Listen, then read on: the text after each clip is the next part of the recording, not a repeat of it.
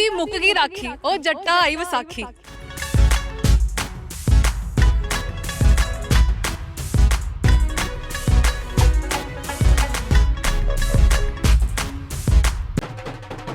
ਕਿ ਜਦੋਂ ਮੇਲਾ ਆਉਂਦਾ ਸੀਗਾ ਉਦੋਂ ਕਿਸਾਨ ਜਿੰਨੇ ਉਹਦੇ ਨਾਲ ਮਜ਼ਦੂਰ ਉਹਦਾ ਸਾਥ ਦਿੰਦੇ ਸੀ, ਉਹਨਾਂ ਨੂੰ ਸੀਰੀ ਕਹਿੰਦੇ ਹੁੰਦੇ ਸੀ, ਉਹ ਰਲ ਕੇ ਸਾਰੀ ਆਪਣੀ ਫਸਲ ਸਾਂਭਦੇ ਹੁੰਦੇ ਸੀ।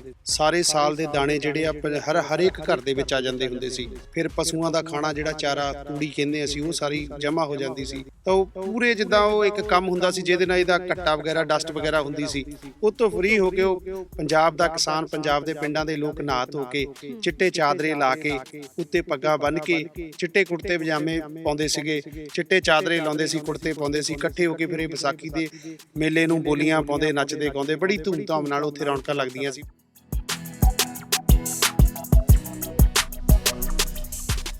ਤੇ ਹਰੇਕ ਪੰਜਾਬ ਦੇ ਜਿੰਨੇ ਪਿੰਡ ਸੀ, ਹਰੇਕ ਘਰ ਦੇ ਵਿੱਚ ਉਸ ਦਿਨ ਮਠਿਆਈ ਆਉਂਦੀ ਸੀ, ਕਿਉਂਕਿ ਮੇਲਿਆਂ ਦਾ ਜਿਹੜਾ ਸ਼ਾਨ, ਉਹ ਪਕੌੜੇ ਤਾਂ ਜਲੇਬੀਆਂ ਹੁੰਦੀਆਂ ਸੀ, ਹਰੇਕ ਘਰ ਦੇ ਵਿੱਚ ਮਿਲੀਆਂ ਜਾਂਦੀਆਂ ਸੀ। ਬਾਕੀ ਉਸ ਦਿਨ ਜਿਹਨੂੰ ਅਸੀਂ ਪੰਜਾਬੀ ਦੇ ਵਿੱਚ ਕੜਾਹ ਕਹਿੰਦੇ ਆ, ਹਲਵਾ ਕਹਿੰਦੇ ਆ, ਉਹ ਹਰੇਕ ਘਰ ਦੇ ਵਿੱਚ ਬਣਦਾ ਹੁੰਦਾ ਸੀਗਾ।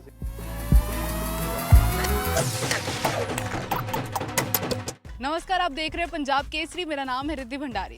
पंजाब में विसाखी का त्यौहार बहुत इंपॉर्टेंस रखता है और आज हम आपको ले आए हैं पंजाब के खेतों में, जहां हम और आप जो है जानेंगे कि विसाखी क्यों मनाते हैं। वैसे तो विसाखी की बहुत इंपॉर्टेंट होती है, क्योंकि विसाखी पर जो है किसानों के लिए विसाखी बहुत इंपॉर्टेंट है, क्योंकि उनकी जो फसलें होती हैं वो पक जाती हैं, बिकने के लिए मार्केट में रेडी हो जाती हैं, वाहिगुरु जी का नाम लिया जाता है। इसके साथ ही इस दिन खालसा पंथ की स्थापना भी की थी, तो सिख धर्म में इसकी बहुत मान्यता है। लेकिन बैसाखी की इंपॉर्टेंस हम भूलते जा रहे हैं। आज का यूथ जो है वो बाहर जा रहा है, अपने पंजाबी कल्चर को भूलता जा रहा है। लेकिन आज भी अगर बुज़ुर्गों की बात करें तो पंजाब में उनका कल्चर अभी भी उन्होंने संजो के रखा है। तो चलिए उनसे बात करते हैं, जानते हैं कि बैसाखी क्यों मनाते हैं, कैसे मनाई जाती है, किस ढंग से उनके लिए ये इम्पोर्टेंस रखती है। बैसाखी का त्यौहार हो और हम इस पर आपको बताएं ना कि क्या है इसका महत्व। तो हमारे साथ तो जुड़ चुके हैं अब किसान ही, उनसे जानते हैं कि क्या बैसाखी का महत्व है, पहले कैसे मनाते थे, अब कैसे मनाते हैं।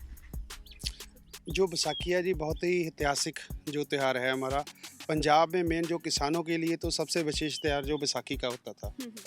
जैसे आपने बहुत पंजाबी गानों में जो पंजाबी बोलियाँ सुनी है भाई, कैसे जब बैसाखी का त्यौहार आता था उससे पहले अपनी फसल जो पूरी संभाल के किसान बेच के खुशी मनाते थे। और इस त्यौहार में किसानों के घर में मिठाई आती थी, नए कपड़े आते थे और बैसाखी का मेला लगता था। ये बहुत ही पुराना ऐतिहासिक जो त्यौहार है, पहले सदियों से चला आ रहा है। जैसे हमारे गुरुओं ने भी इस दिन को चुना था जब खालसा पंथ की स्थापना 1699 में हुई थी। जैसे आप जलियांवाले बाग का कांड हुआ था, वो भी बैसाखी वाले दिन, उस दिन एक ऐतिहासिक कॉन्फ्रेंस हो रही थी। इसी तरह किसानों के लिए एक विशेष त्यौहार माना जाता है। इसी दिन हम इसको गेहूं को, जैसे गेहूं की फसल का समय होता था, उसको पूरी तरह अपनी फसल को बेच के जो घर के लिए दाने रख के सारा साल जो किसान ने अनाज खाना है, और पशुओं के लिए जो भूसा वगैरह बनता था, वो सारा संभाल के इस दिन मेला लगता था और हम पूरी खुशी से इस त्यौहार को मनाते थे। लेकिन अब क्या उसमें फ़र्क आ गया त्यौहार की बात करें तो?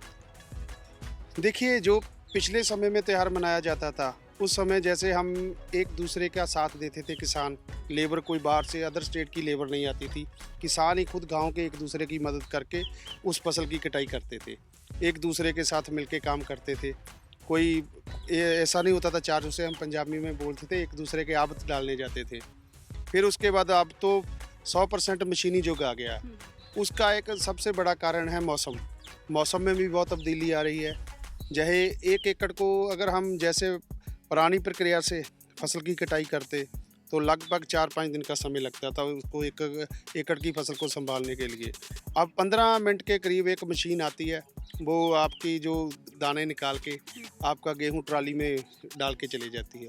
थोड़ा ये भी आ गया, मौसम जल्दी ख़राब हो जाता है। आपने पिछले दिन भी देखा, बहुत मौसम ख़राब रहा, तो अब जो है उसकी वजह से बहुत तब्दीली आ गई।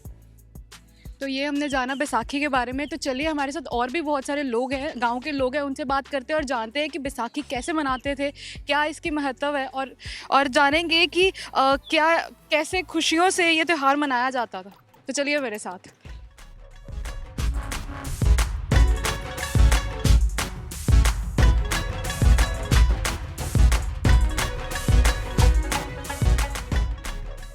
पंजाब में वैसाखी का त्यौहार बहुत ही ऐतिहासिक महत्व रखता है कि वैसाखी जो थी वो बहुत पहले से चल रही थी, लेकिन आज के टाइम में ना हम वैसाखी का मतलब भूलते जा रहे हैं। तो हमारे साथ गांव के लोग जुड़े हैं, उनसे जानते हैं कि वैसाखी का क्या महत्व है, कब शुरू हुई थी, कैसे शुरू हुई थी, क्या इंपॉर्टेंस है इसकी पंजाब में। सबसे पहले तो बहुत बहुत स्वागत है पंजाब के।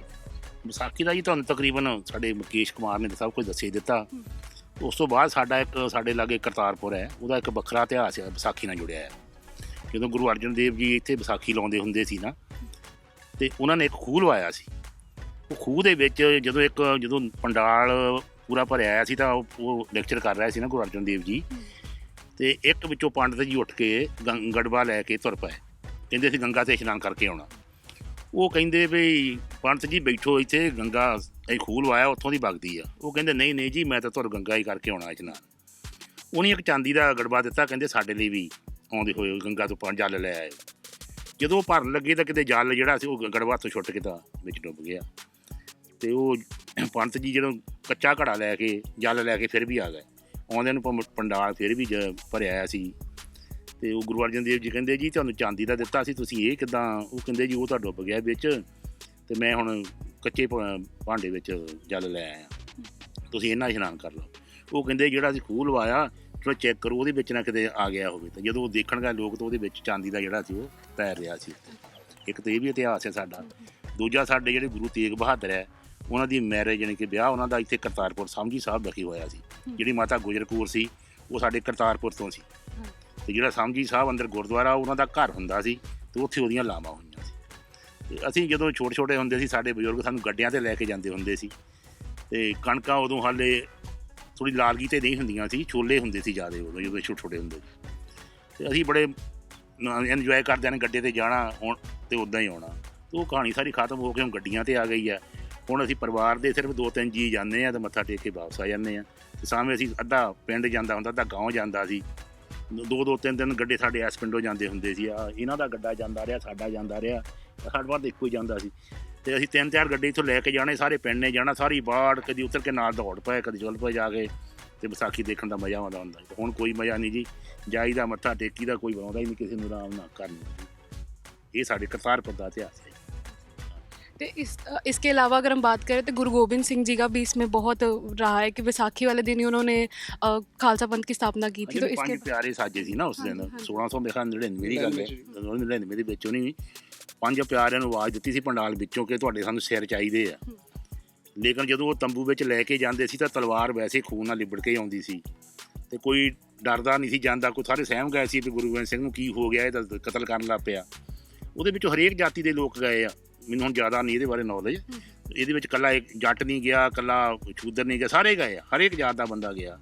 ਅਤੇ ਉਹਨਾਂ ਵਿੱਚੋਂ ਫਿਰ ਨਹੀਂ ਇੱਕ ਲੈ ਕੇ ਬਾਟਾ, ਉਹਦੇ ਵਿੱਚ ਅੰਮ੍ਰਿਤ ਤਿਆਰ ਕਰਕੇ ਸਾਰਿਆਂ ਨੂੰ ਛਕਾਇਆ। ਉਹ ਸਾਰਿਆਂ ਨੂੰ ਕਿਹਾ ਕਿ ਆਪਾਂ ਇਕੱਠੇ ਰਹਿਣਾ, ਅਤੇ ਕੋਈ ਜਾਤਾਂ ਪਾਤਾਂ ਦਾ ਕੋਈ ਵਿੱਚ ਨਹੀਂ ਗਾ। ਇਸ ਚੀਜ਼ ਨਾਲ ਵਿਸਾਖੀ ਦਾ ਬਹੁਤ ਜ਼ਿਆਦਾ ਮਹੱਤਵ ਬੋਲਿਆ ਜੀ। ਬਾਕੀ ਆ ਕਣਕਾਂ 'ਤੇ ਤਾਂ ਰੌਣਕਾਂ ਲੱਗਦੀਆਂ ਸੀ, ਪੈਸੇ ਆਉਂਦੇ ਸੀ, ਪਰ ਐਤਕੀ ਤਾਂ ਸਾਡੀਆਂ ਕਣਕਾਂ ਖਰਾਬ ਹੋ ਗਈਆਂ। ਜਿਹੜੇ ਚਾਅ ਸੀ ਉਹ ਸਾਰੇ ਖਤਮ ਹੋ ਗਏ। ਸਿਰਫ ਐਵੇਂ ਹੁਣ ਅਸੀਂ ਹੱਸਦੇ ਹਾਂ ਜੇ ਤੁਸੀਂ ਆ ਗਏ ਆ, ਤੁਹਾਡੇ ਨਾਲ ਹੱਸ ਲਿਆ, ਜਾਂ ਕੋਈ ਹੋਰ ਆ ਗਿਆ। ਜੇ ਸਾਨੂੰ ਉੱਦਾਂ ਕਹੀਏ ਉੱਦਾਂ ਨਹੀਂ ਸਾਨੂੰ ਹਾਸਾ ਆਉਂਦਾ, ਕਿਉਂਕਿ ਸਾਡੀ ਕਣਕ ਹੀ ਖਰਾਬ ਹੋ ਗਈ। अब हमने इतिहास की बात की सर, अगर बात करें कि बैसाखी मनाते कैसे हैं, कि कैसे पहले मनाते थे, क्योंकि अब तो इतनी उस चीज़ की रौनक नहीं रही हम देखें तो। ਜਿੱਦਾਂ ਇਤਿਹਾਸ ਬਾਰੇ ਚਾਚਾ ਜੀ ਨੇ ਬਹੁਤ ਕੁਝ ਜਿਹੜਾ ਜਾਣੂ ਕਰਵਾਇਆ। ਪੰਜਾਬ ਦੇ ਖਾਸ ਕਰਕੇ ਜਿਹੜਾ ਕਿਸਾਨਾਂ ਲਈ, ਪੰਜਾਬ ਦੇ ਪਿੰਡਾਂ ਦੇ ਲੋਕਾਂ ਦੇ ਲਈ ਇਤਿਹਾਸ ਬਹੁਤ ਮਹੱਤਵ ਰੱਖਦਾ ਸੀ। ਵਿਸਾਖੀ ਜਦੋਂ ਮੇਲਾ ਆਉਂਦਾ ਸੀਗਾ ਉਦੋਂ ਕਿਸਾਨ ਜਿੰਨੇ ਉਹਦੇ ਨਾਲ ਮਜ਼ਦੂਰ ਉਹਦਾ ਸਾਥ ਦਿੰਦੇ ਸੀ, ਉਹਨਾਂ ਨੂੰ ਸੀਰੀ ਕਹਿੰਦੇ ਹੁੰਦੇ ਸੀ, ਉਹ ਰਲ ਕੇ ਸਾਰੀ ਆਪਣੀ ਫਸਲ ਸਾਂਭਦੇ ਹੁੰਦੇ ਸੀ। ਸਾਰੇ ਸਾਲ ਦੇ ਦਾਣੇ ਜਿਹੜੇ ਆ ਹਰੇਕ ਘਰ ਦੇ ਵਿੱਚ ਆ ਜਾਂਦੇ ਹੁੰਦੇ ਸੀ। ਫਿਰ ਪਸ਼ੂਆਂ ਦਾ ਖਾਣਾ ਜਿਹੜਾ ਚਾਰਾ, ਤੂੜੀ ਕਹਿੰਦੇ ਅਸੀਂ, ਉਹ ਸਾਰੀ ਜਮ੍ਹਾਂ ਹੋ ਜਾਂਦੀ ਸੀ। ਤਾਂ ਉਹ ਪੂਰੇ ਜਿੱਦਾਂ ਉਹ ਇੱਕ ਕੰਮ ਹੁੰਦਾ ਸੀ ਜਿਹਦੇ ਨਾਲ ਇਹਦਾ ਘੱਟਾ ਵਗੈਰਾ, ਡਸਟ ਵਗੈਰਾ ਹੁੰਦੀ ਸੀ, ਉਹ ਤੋਂ ਫਰੀ ਹੋ ਕੇ ਉਹ ਪੰਜਾਬ ਦਾ ਕਿਸਾਨ, ਪੰਜਾਬ ਦੇ ਪਿੰਡਾਂ ਦੇ ਲੋਕ ਨਹਾ ਧੋ ਕੇ, ਚਿੱਟੇ ਚਾਦਰੇ ਲਾ ਕੇ, ਉੱਤੇ ਪੱਗਾਂ ਬੰਨ੍ਹ ਕੇ, ਚਿੱਟੇ ਕੁੜਤੇ ਪਜਾਮੇ ਪਾਉਂਦੇ ਸੀਗੇ, ਚਿੱਟੇ ਚਾਦਰੇ ਲਾਉਂਦੇ ਸੀ, ਕੁੜਤੇ ਪਾਉਂਦੇ ਸੀ, ਇਕੱਠੇ ਹੋ ਕੇ ਫਿਰ ਇਹ ਵਿਸਾਖੀ ਦੇ ਮੇਲੇ ਨੂੰ ਬੋਲੀਆਂ ਪਾਉਂਦੇ, ਨੱਚਦੇ ਗਾਉਂਦੇ, ਬੜੀ ਧੂਮ-ਧਾਮ ਨਾਲ ਉੱਥੇ ਰੌਣਕਾਂ ਲੱਗਦੀਆਂ ਸੀ, ਮਨਾਉਂਦੇ ਸੀ। ਅਤੇ ਹਰੇਕ ਪੰਜਾਬ ਦੇ ਜਿੰਨੇ ਪਿੰਡ ਸੀ, ਹਰੇਕ ਘਰ ਦੇ ਵਿੱਚ ਉਹ ਦਿਨ ਮਠਿਆਈ ਆਉਂਦੀ ਸੀ, ਕਿਉਂਕਿ ਮੇਲਿਆਂ ਦਾ ਜਿਹੜਾ ਸ਼ਾਨ, ਉਹ ਪਕੌੜੇ ਤਾਂ ਜਲੇਬੀਆਂ ਹੁੰਦੀਆਂ ਸੀ, ਹਰੇਕ ਘਰ ਦੇ ਵਿੱਚ ਮਿਲੀਆਂ ਜਾਂਦੀਆਂ ਸੀ। ਬਾਕੀ ਉਸ ਦਿਨ ਜਿਹਨੂੰ ਅਸੀਂ ਪੰਜਾਬੀ ਦੇ ਵਿੱਚ ਕੜਾਹ ਕਹਿੰਦੇ ਹਾਂ, ਹਲਵਾ ਕਹਿੰਦੇ ਹਾਂ, ਉਹ ਹਰੇਕ ਘਰ ਦੇ ਵਿੱਚ ਬਣਦਾ ਹੁੰਦਾ ਸੀਗਾ। ਮਠਿਆਈ ਆਉਂਦੀ ਸੀ ਵੀ ਆਪਾਂ ਮੂੰਹ ਮਿੱਠਾ ਕਰਨਾ, ਇਹ ਬਹੁਤ ਖੁਸ਼ੀ ਵਾਲਾ ਦਿਨ ਆ। ਬੜੇ ਰਲ ਮਿਲ ਕੇ ਉਹ ਤਿਉਹਾਰ ਮਨਾਉਂਦੇ ਹੁੰਦੇ ਸੀ। ਪਰ ਜਿੱਦਾਂ ਜਿੱਦਾਂ ਸਮਾਂ ਬਦਲਦਾ ਗਿਆ, ਰੁਝੇਵੇਂ ਵੱਧਦੇ ਗਏ, ਕਿਸਾਨਾਂ ਦੀਆਂ ਫਸਲਾਂ ਦਾ ਵੀ ਨੁਕਸਾਨ ਹੁੰਦਾ ਰਿਹਾ। ਉਹ ਜਿਹੜੇ ਉਸੇ ਤਰ੍ਹਾਂ ਜਿਹੜਾ ਤਿਉਹਾਰ ਸੀ, ਉਹ ਜਿੰਨਾ ਉਤਸ਼ਾਹ ਹੁੰਦਾ ਸੀ ਅੱਗੇ, ਉਹ ਉਤਸ਼ਾਹ ਵੀ ਉਹ ਸਮੇਂ ਦੇ ਨਾਲ ਆਪਣਾ ਨੁਕਸਾਨ ਹੁੰਦਾ ਦੇਖਦੇ किसानों च भी घटता गया। अगर हम बात करें किसानों की कि किसान जो है काम कैसे करते थे, तो बहुत सारा सिस्टम चेंज हो गया। पहले तो हाथों से सारी कटाई होती थी, लेकिन अब मशीनें आ गई हैं। तो इसके बारे में भी थोड़ा किसानों से बात कर लेते हैं कि सर अब जो बहुत सारा चेंज हो चुका है, तो उसमें क्या हम बात करें कि जो फसल काटने से लेकर या बीजने तक सब चेंज हो गया है। एक तो भी लेबर की प्रॉब्लम बहुत आ रही है। हाँ जी, लेबर जिदा कह लो भी क्योंकि गांव ਜਿਹੜੇ ਬੱਚੇ ਆ ਕੋਈ ਉਹ ਫੈਕਟਰੀਆਂ ਜਾਂ ਇੱਦਾਂ ਕੰਮ ਕਰਕੇ ਖੁਸ਼ ਆ, ਕੋਈ ਖੇਤੀ ਦਾ ਕੰਮ ਕਰਕੇ ਨਹੀਂ ਖੁਸ਼ ਹੈਗਾ। ਇੱਕ ਸਰਕਾਰਾਂ ਨੇ ਵੀ ਇੱਕ ਮਾਹੌਲ ਇੱਦਾਂ ਦਾ ਬਣਾਤਾ, ਜਿਹੜੇ ਸਾਡੇ ਵੀ ਬੱਚੇ ਕਹਿ ਲਓ ਉਹ ਵੀ ਹੁਣ ਬਾਹਰ ਜਾ ਕੇ ਖੁਸ਼ ਆ, ਕਿਉਂਕਿ ਇੱਥੇ ਦਾ ਮਾਹੌਲ ਨਹੀਂ ਸਹੀ ਹੈਗਾ ਕਹਿੰਦੇ। ਤੇ ਇਸ ਕਰਕੇ ਮਸ਼ੀਨਰੀ ਕਹਿ ਦਈਏ ਯੁੱਗ ਆ ਗਿਆ ਆ।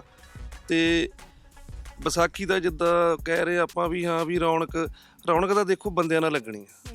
ਜੇਕਰ ਇੱਥੇ ਬੰਦੇ ਹੋਊਗੇ ਤਾਂ ਰੌਣਕ ਲੱਗੂਗੀ। ਤਕਰੀਬਨ ਮੋਸਟਲੀ ਹਰੇਕ ਕੋਈ ਜਿੱਦਾਂ ਬਾਹਰ ਜਾਣ ਨੂੰ ਕਾਹਲੀ ਪੈ ਗਿਆ ਆ, ਜਾ ਵੀ ਰਹੇ ਆ। ਲਾ ਲਓ 100 ਦੇ ਵਿੱਚੋਂ ਆਪਾਂ ਇਹ ਕਹਿ ਦਿੰਦੇ 60% ਪੰਜਾਬ ਖਾਲੀ ਹੋ ਗਿਆ। ਉਹਦੀ ਪ੍ਰੋਬਲਮ ਜੀ ਸੋਚੀ ਉਹ ਗੌਰਮੈਂਟਾਂ ਦੀ ਆ। ਗੌਰਮੈਂਟਾਂ ਨੇ ਮਾਹੌਲ ਇੱਦਾਂ ਦਾ ਬਣਾ ਦਿੱਤਾ। ਅਤੇ ਇਸ ਕਰਕੇ ਹੁਣ ਜੇ ਲਾ ਲਓ ਹੁਣ ਮਸ਼ੀਨਰੀ ਦਾ ਜਿਹੜਾ ਆ ਤੁਸੀਂ ਕਹਿ ਰਹੇ ਪਹਿਲਾਂ ਹੱਥਾਂ ਨਾਲ ਕੱਟਦੇ ਸੀ, ਵਾਕਈ ਕੱਟਦੇ ਸੀ, ਲੋਕ ਮਿਹਨਤ ਕਰਦੇ ਸੀ। ਪਰ ਹੁਣ ਨਹੀਂ, ਕੋਈ ਹੈ ਹੀ ਨਹੀਂ ਕਰੂ ਮਿਹਨਤ ਕੌਣ। ਬੰਦੇ ਘਰਾਂ 'ਚ ਚੁਣਵੇਂ ਕਿ ਇੱਕ ਦੋ ਬੰਦੇ ਰਹਿ ਗਏ ਆ, ਅਤੇ ਜਿਹੜੇ ਇੱਕ ਦੋ ਰਹਿ ਗਏ ਆ ਉਹਨਾਂ ਨੂੰ ਵੀ ਇਹ ਆ ਵੀ ਅਸੀਂ ਵੀ ਬਾਹਰ ਜਾਈਏ, ਕਿਉਂਕਿ ਮਾਹੌਲ ਇੱਦਾਂ ਦਾ ਆ। ਅਤੇ ਬਾਕੀ ਚਲੋ ਜੇ ਹੈਗਾ ਜੀ। ਹਾਂਜੀ, अगर सरकारों की बात करें तो सरकारों से किसानों को कितना योगदान मिल रहा है सर? देखिए, ਜਦੋਂ ਇੱਕ ਸਮਾਂ ਆਇਆ ਸੀ ਦੇਸ਼ ਦਾ, ਭਾਰਤ ਦਾ ਅੰਨ ਭੰਡਾਰ ਖਾਲੀ ਹੋ ਗਿਆ ਸੀ, ਉਦੋਂ ਇਹਨੇ ਇੱਕ ਹੁੱਕਾ ਦਿੱਤਾ ਸੀ, ਹਰੀ ਕ੍ਰਾਂਤੀ ਲਿਆਓ। ਪੰਜਾਬ ਦੇ ਲੋਕਾਂ ਨੇ, ਹਰਿਆਣੇ ਦੇ ਲੋਕਾਂ ਨੇ ਅੰਨ ਭੰਡਾਰ ਭਰਨ ਦੇ ਵਿੱਚ ਬਹੁਤ ਵੱਡੀ ਭੂਮਿਕਾ ਨਿਭਾਈ। ਦੇਸ਼ ਦਾ ਬਾਕੀ ਵੀ ਕਿਸਾਨ ਸੀ, ਪਰ ਇਹ ਦੋ ਸਟੇਟਾਂ ਨੇ ਤਾਂ ਇੱਦਾਂ ਕੀਤੀ ਵੀ ਸਾਡਾ ਭੰਡਾਰ ਐਨ ਭਰ ਦਿੱਤਾ। ਪਰ ਅੱਜ ਉਹੀ ਸਰਕਾਰਾਂ ਜਿਹੜੀਆਂ ਸਾਰੀਆਂ ਕੈਮੀਕਲ ਜਾਂ ਅਸੀਂ ਖਾਦਾਂ ਕਹੀਏ, ਇਹ ਸਰਕਾਰਾਂ ਨੇ ਸਾਨੂੰ ਬਾਹਰੋਂ ਫੋਰਨ ਦੇ ਵਿੱਚੋਂ ਲਿਆ ਕੇ ਦਿੱਤਾ। ਸਾਡੀ ਜ਼ਮੀਨ ਇੱਦਾਂ ਦੀ ਕਰ ਦਿੱਤੀ। ਅੱਜ ਉਹੋ ਹੀ ਸਾਡੀਆਂ ਫਸਲਾਂ ਸਰਕਾਰਾਂ ਨਾਲ ਜਦੋਂ ਅਸੀਂ ਮੀਟਿੰਗਾਂ ਕਰੀਦੀਆਂ ਮੰਨਦੀ ਆ ਵੀ ਜਿਹੜਾ ਕਿਸਾਨ ਦਾ ਖਰਚਾ ਬਹੁਤ ਹੁੰਦਾ, ਪਰ ਉਹ ਜਿੰਨਾ ਫਸਲ ਦਾ ਖਰਚਾ ਹੁੰਦਾ ਉਹਨੂੰ ਰੇਟ ਨਹੀਂ ਮਿਲਦੇ, ਫਿਰ ਪੈਸੇ ਨਹੀਂ ਸਮੇਂ ਸਿਰ ਮਿਲਦੇ। ਤੁਸੀਂ ਇਸ ਵਾਰੀ ਦੇਖੋ ਕਿਸਾਨਾਂ 'ਤੇ ਬਹੁਤ ਵੱਡੀ ਮੌਸਮ ਦੀ ਮਾਰ ਪਈ। ਇੱਕ ਤਾਂ ਪੱਕੀ ਫਸਲ ਦੇ ਉੱਤੇ ਮੀਂਹ ਗੜੇਵਾਰੀ ਹੋ ਗਈ, ਦੂਜੇ ਨੰਬਰ 'ਤੇ ਜਿਹੜੀ ਸੀ ਉਹਦੀ ਕਟਾਈ ਲੇਟ ਹੋ ਗਈ, ਉਹ ਥੱਲੇ ਪਈ ਖਰਾਬ ਹੋ ਰਹੀ ਆ। ਕੱਲ੍ਹ ਇੱਕ ਸੈਂਟਰ ਸਰਕਾਰ ਨੇ ਫਰਮਾਨ ਕਰ ਦਿੱਤਾ ਵੀ ਜਿਹੜਾ ਦਾਣਾ ਆ ਜਿੰਨਾ ਡੈਮੇਜ ਹੋਊਗਾ ਅਸੀਂ ਉਹਦਾ ਰੇਟ ਉਨਾ ਘੱਟ ਕਰਾਂਗੇ। ਕਿਸਾਨਾਂ ਦੇ ਔਖੇ ਸਮੇਂ ਦੇ ਵਿੱਚ ਤਾਂ ਉਹਨਾਂ ਨੂੰ ਬਾਂਹ ਫੜਨ ਦੀ ਜ਼ਰੂਰਤ ਸੀ, ਅਤੇ ਸਾਡੀ ਜਿਹੜੀ ਪੰਜਾਬ ਦੀ ਸੂਬਾ ਸਰਕਾਰ ਆ ਉਹਨੇ ਵੀ ਉਹਨਾਂ ਦੀ ਜਿਹੜਾ ਜੋ ਕੇਂਦਰ ਦੀ ਸਰਕਾਰ ਨੇ ਇਹਨਾਂ ਨੂੰ ਕੱਢਿਆ, ਇਹਨੀ ਨਾਲ ਦੀ ਨਾਲ ਉਹਨੂੰ ਕਰ ਦਿੱਤਾ, ਪੰਜਾਬ 'ਚ ਲਾਗੂ ਕਰ ਦਿੱਤਾ। ਪੰਜਾਬ ਦਾ ਬਹੁਤ ਵੱਡਾ ਨੁਕਸਾਨ ਹੋਊਗਾ। ਹੌਲੀ ਹੌਲੀ ਜਿੱਦਾਂ ਅੱਗੇ ਮੇਰੇ ਸਾਥੀਆਂ ਨੇ ਦੱਸਿਆ, ਜੋ ਇੱਥੇ ਦਾ ਸਰਕਾਰਾਂ ਮਾਹੌਲ ਬਣਾ ਰਹੀਆਂ ਆ, ਖਾਸ ਕਰਕੇ ਪੰਜਾਬ ਦੇ ਵਿੱਚ ਇੱਥੇ ਦੇ ਲੋਕ ਜਿਹੜੇ ਆ, ਜਿਹਦੀ ਕੋਈ ਚੰਗੀ ਖੇਤੀ ਵੀ ਹੈ, ਘਰ ਦੇ ਉਹਦੇ 20-25 ਖੇਤ ਹੈ, ਉਹ ਵੀ ਕਹਿੰਦਾ ਵੀ ਮੇਰਾ ਬੱਚਾ ਬਾਹਰ ਸੈਟਲ ਹੋ ਜਾਵੇ। ਖੇਤੀ ਆਉਣ ਵਾਲੇ ਸਮੇਂ ਦੇ ਵਿੱਚ ਬਹੁਤ ਵੱਡੇ ਜਿਹੜੇ ਆ ਡੂੰਘੇ ਸੰਕਟ ਦੇ ਵਿੱਚ ਜਾ ਰਹੀ ਆ। ਉਹਦੀ ਸਾਰੀ ਜ਼ਿੰਮੇਵਾਰ ਜਿਹੜੀ ਇਹ ਸਰਕਾਰਾਂ ਦੀ ਆ। ਗਲਤ ਉਹਨਾਂ ਦੀਆਂ ਨੀਤੀਆਂ ਦੀਆਂ ਪਾਲਿਸੀਆਂ ਉਹਨਾਂ ਦੀਆਂ ਗਲਤ ਆ। ਅੱਜ ਅਸੀਂ ਕਹਿੰਦੇ ਆ ਵੀ ਕਣਕ ਝੋਨਾ ਬੰਦ ਕਰੋ। ਪਾਣੀ ਦਾ ਜਿਹੜਾ ਸਾਡਾ ਬਹੁਤ ਵੱਡੀ ਚਿੰਤਾ ਦਾ ਵਿਸ਼ਾ ਆ, ਝੋਨਾ ਪੰਜਾਬ ਦੇ ਵਿੱਚ ਨਹੀਂ ਲੱਗਣਾ ਚਾਹੀਦਾ। ਮੈਂ ਪਹਿਲਾਂ ਵੀ ਬਹੁਤ ਆਪਣੀਆਂ ਡਿਬੇਟਾਂ ਦੇ ਵਿੱਚ ਬੋਲ ਚੁੱਕਾ। ਝੋਨਾ ਅਸੀਂ ਨਹੀਂ ਲਾ ਰਹੇ, ਸਾਡੇ ਕੋਲੋਂ ਗੌਰਮੈਂਟ ਲਗਵਾ ਰਹੀ ਆ। ਦੇਖੋ, ਕਿਸੇ ਵੀ ਹੋਰ ਫਸਲ ਨੂੰ ਇਹ ਪ੍ਰਮੋਟ ਨਹੀਂ ਕਰਦੇ। ਅੱਜ ਝੋਨੇ ਦੀ ਜਿੰਨੀ ਮਸ਼ੀਨਰੀ ਆ ਉਹਦੇ 'ਤੇ ਸਬਸਿਡੀ ਮਿਲਦੀ ਆ। ਇਲੈਕਟ੍ਰੀਸ਼ੀਅਨ ਐਗਰੀਕਲਚਰ ਨੂੰ ਜੇ ਲੈਂਡ ਨੂੰ ਮਿਲਦੀ ਆ, ਉਹ ਸਿਰਫ ਝੋਨੇ ਦੀ ਫਸਲ ਨੂੰ ਮਿਲਦੀ ਆ। ਬਾਕੀ ਇਹਨਾਂ ਦੀ ਮਰਜ਼ੀ ਆ 2 ਘੰਟੇ ਲਾਈਟ ਦੇ ਦੇਣ, 4 ਘੰਟੇ ਦੇ ਦੇਣ। ਤਾਂ ਜਦੋਂ 8 ਘੰਟੇ ਪੈਡੀ ਸੀਜ਼ਨ ਨੂੰ ਦਿੰਦੇ ਆ, ਉਹ ਭਾਵੇਂ ਕਿਸੇ ਅਦਰ ਸਟੇਟ ਦੇ ਵਿੱਚੋਂ ਖਰੀਦ ਕੇ ਲਿਆਉਣ, ਇੱਥੋਂ ਤੱਕ ਅਦਰ ਕੰਟਰੀ ਤੋਂ ਵੀ ਖਰੀਦ ਕੇ ਲਿਆਉਣ। ਜਦ ਕਿ ਖੇਤੀ ਜਿੰਨਾ ਪੰਜਾਬ ਦਾ ਪਾਣੀ ਆ, ਉਹਦੇ ਨਾਲ ਪੰਜਾਬ ਦੀ ਸਾਰੀ ਖੇਤੀ ਕੀਤੀ ਜਾ ਸਕਦੀ ਆ। ਅਤੇ ਪੰਜਾਬ ਦਾ ਪਾਣੀ ਜਿਹੜਾ ਤੁਸੀਂ ਦੇਖਦੇ ਹੋ ਫਾਲਤੂ ਬਾਹਰ ਜਾ ਰਿਹਾ ਹੈ, ਉਹਦੇ ਨਾਲ ਵੀ ਸਾਡਾ ਨੁਕਸਾਨ ਹੋ ਰਿਹਾ। ਫਿਰ 24 ਫਸਲਾਂ ਦੇ ਉੱਤੇ MSP ਆ। ਕਣਕ ਝੋਨੇ ਤੋਂ ਸਿਵਾਏ ਕਿਸੇ ਫਸਲ ਦੇ ਉੱਤੇ ਜਿਹੜੀ ਆ ਇਹ MSP ਨਹੀਂ ਦਿੰਦੇ। ਫਿਰ ਕਿਉਂ ਕਿਸਾਨ ਇਹਨਾਂ ਨੂੰ ਛੱਡਣ? ਕਿਸਾਨ ਤਾਂ ਉਹੀ ਫਸਲ ਬੀਜੂਗਾ ਜਿਹੜੀ ਮੰਡੀਆਂ ਦੇ ਵਿੱਚ ਵਿਕੂਗੀ। ਜੇ ਬਾਕੀ ਫਸਲਾਂ ਵਿਕਣ, ਏਰੀਏ ਵਾਈਜ਼ ਡਿਵਾਈਡ ਕਰਨ, ਉਹਨਾਂ ਦੀ MSP ਦੀ ਗਰੰਟੀ ਲੈਣ, ਤਾਂ ਵਾਕਿਆ ਪੰਜਾਬ ਦੇ ਵਿੱਚ ਖੇਤੀ ਵੰਡਵੀਂ ਹੋਊਗੀ। ਕਣਕ ਝੋਨੇ ਹੇਠ ਰਕਬਾ ਘਟੂਗਾ। ਤੇ ਪੈਸੇ ਸਾਨੂੰ ਸਮੇਂ ਸਿਰ ਦੇਣ। ਅੱਜ ਇੱਕ ਸਾਡਾ ਦੁਆਬਾ ਬੈਲਟ ਹੈ, ਇੱਥੇ ਆਲੂ, ਮੱਕੀ, ਗੰਨਾ ਬਹੁਤ ਵੱਡੇ ਪੱਧਰ ਤੇ ਜਿਹੜਾ ਬੀਜਿਆ ਜਾਂਦਾ ਆ, ਪਰ ਤੁਸੀਂ ਦੇਖੋ 3-3 ਸਾਲ ਹੋ ਗਏ ਗੰਨੇ ਦੀਆਂ ਪੇਮੈਂਟਾਂ ਨਹੀਂ ਹੋ ਰਹੀਆਂ। ਜੇ ਸਾਡੇ ਪੈਸੇ ਹੀ ਸਮੇਂ ਦੇ ਨਾਲ ਨਹੀਂ ਮਿਲਣਗੇ ਤਾਂ ਅਸੀਂ ਕਿਸਾਨ ਫਿਰ ਹੋਰ ਕਰਜ਼ਾਈ ਹੋਊਗਾ। ਇਹ ਗਲਤ ਨੀਤੀਆਂ ਕਰਕੇ ਖੇਤੀ ਫੇਲ ਹੋ ਰਹੀ ਆ। ਉਹਦੇ ਤੋਂ ਜਿੱਦਾਂ ਅੱਗੇ ਸਾਡਾ ਅਸੀਂ ਮਜ਼ਦੂਰ ਭਰਾ ਕਹਿ ਲਈਏ, ਕਿਸਾਨਾਂ ਨਾਲ ਮੋਢਾ ਤੋਂ ਮੋਢਾ ਲਾ ਕੇ ਜੋੜ ਕੇ ਚੱਲਦਾ ਸੀ, ਉਹ ਵੀ ਕਿਤੇ ਨਾ ਕਿਤੇ ਇੱਥੋਂ ਭੱਜਣ ਲੱਗ ਪਿਆ। ਕਿਸਾਨਾਂ ਦੇ ਬੱਚੇ ਵੀ ਉਹ ਖੇਤੀ ਤੋਂ ਛੱਡ ਕੇ, ਉਹ ਆਪਣਾ ਰਵਾਇਤੀ ਕੀਤਾ ਛੱਡ ਕੇ ਇੱਥੋਂ ਆਪਣੇ ਘਰਦਿਆਂ ਨੂੰ ਕਹਿੰਦੇ ਆ ਵੀ ਪੇਰੈਂਟਸ ਨੂੰ, ਭਾਵੇਂ 1-2 ਖੇਤ ਵੇਚੋ, ਮੈਨੂੰ ਬਾਹਰ ਕੱਢੋ, ਇੱਥੇ ਮੇਰਾ ਫਿਊਚਰ ਜਿਹੜਾ ਸੇਫ ਨਹੀਂ ਗਾ। ਇਹ ਗਲਤ ਨੀਤੀਆਂ ਸਰਕਾਰਾਂ ਦੀਆਂ ਕਰਕੇ ਹੋ ਰਿਹਾ। ਉਹਨਾਂ ਕਰਕੇ ਸਾਡੇ ਜਿਹੜੇ ਤਿਉਹਾਰ ਸੀ, ਜਦੋਂ ਕਈ ਦਿਨ ਪਹਿਲਾਂ ਸਾਨੂੰ ਚਾਅ ਚੜ੍ਹ ਜਾਂਦਾ ਸੀ ਵਿਸਾਖੀ ਦਾ ਤਿਉਹਾਰ ਆ ਗਿਆ, ਸਾਡੇ ਤੋਂ ਜਿਹੜੇ ਵੱਡੇ ਸੀਗੇ ਉਹਨਾਂ ਨੂੰ ਤਾਂ ਬਹੁਤ ਜ਼ਿਆਦਾ ਉਦੋਂ ਉਤਸ਼ਾਹ ਹੁੰਦਾ ਸੀ, ਪਰ ਸਮੇਂ ਦੇ ਨਾਲ ਉਹ ਸਰਕਾਰਾਂ ਦੀਆਂ ਇਹਦੇ ਵਿੱਚ ਬਹੁਤ ਵੱਡਾ ਰੋਲ ਹੈ। ਜਿਹੜੇ ਪਹਿਲਾਂ ਵਾਂਗੂ ਅਸੀਂ ਤਿਉਹਾਰ ਨਹੀਂ ਮਨਾ ਸਕਦੇ, ਕਿਉਂਕਿ ਉਹ ਉੱਦਾਂ ਦੇ ਸਮੇਂ ਨਹੀਂ ਰਹੇ, ਉੱਦਾਂ ਦਾ ਉਤਸ਼ਾਹ नहीं रहा, ਉੱਦਾਂ ਦੀ ਸਾਡੀ ਇਨਕਮ नहीं रही। सर, जैसे इन्होंने अब यूथ के बारे में बात की कि यूथ जो है सारा बाहर जा रहा है, तो इस पे आप क्या कहना चाहेंगे कि बैसाखी आने वाले टाइम में कैसी रहेगी? अब तो जैसे उनका क्रेज़ कम हो रहा है, तो आने वाले टाइम में क्या यूथ में इस चीज़ का क्रेज़ रह जाएगा?